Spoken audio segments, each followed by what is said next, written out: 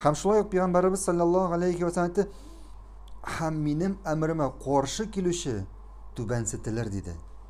Mening amrima qarshi kelishi tubansitilar dedi. Bu bir qo'rqinch so'zlar. Ya'ni tubansitilar, kimsitilar shu kishi kim Payg'ambarimizning amrina qarshi keladi.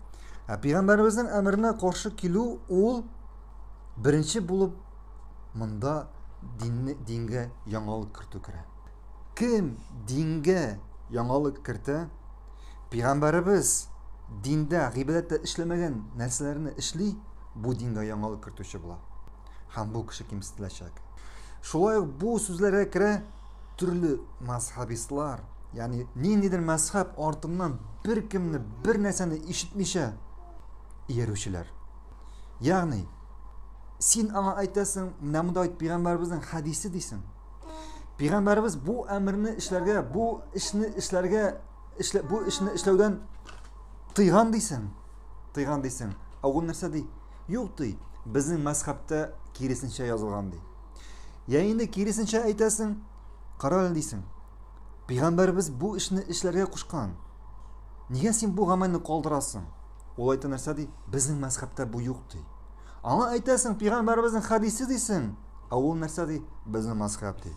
Shulay bu sizlarga kira turli alimlarga yeruvchilar. Allar da alimlarga yeruvchilar, ya'ni sen ularga aytasan, bizning dinimizda shulay bunda hadis bor deysan, sahih kelgan hadis bor deysan. Avul narsa dey, mening imomim, mening o'qituvchim boshqacha aytadi. Anladingizmi? Men aytmayman mazhabga yeriga yaramaydi deb. Ya'ni biror g'olimga, ya'ni biror imomga yerga kerak tugul deb. Bunda problema yo'q. Yeruda problema agar kishi dinni, shariatni o'rganish uchun nima bo'lsa mazhab bo'yicha borar ekan, bunda problema yo'q. O'rgansin.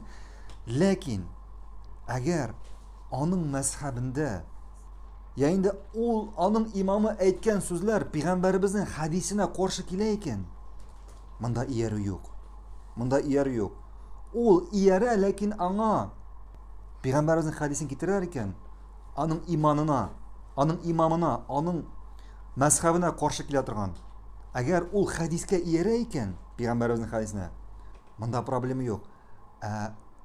Problema qachon kelib chiqadi?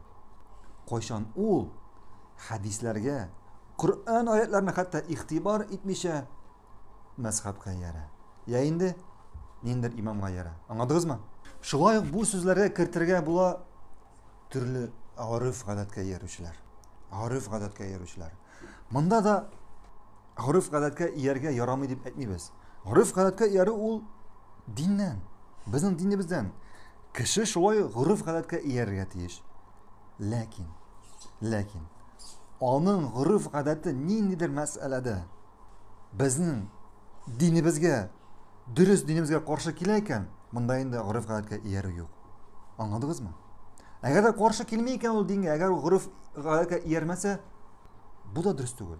U urf odatini yerga tegish. Lekin agar urf odati dinga qarshi kelar ekan, bunda endi yeri yo'q. Bu big zo'r masala.